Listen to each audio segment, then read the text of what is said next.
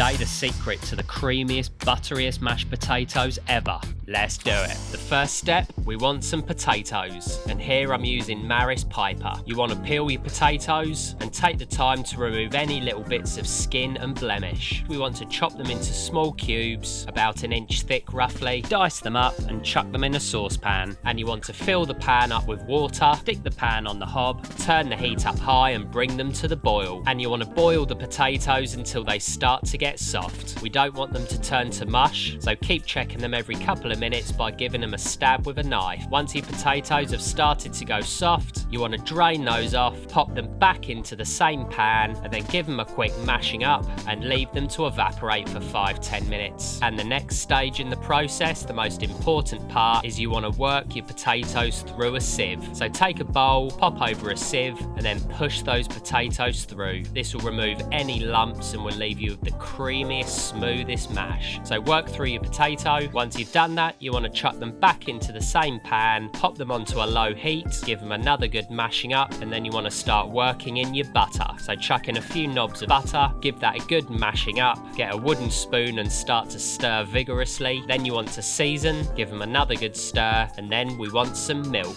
Pour in a small splash of milk, work the potatoes through, and you want to give them a taste for seasoning. Make sure they're nice and creamy and smooth. There we have the most delicious, buttery, creamy mashed potatoes you've ever tried. And all that's left to do is to get stuck in. So get in the kitchen, give it a try, and I'll see you next time.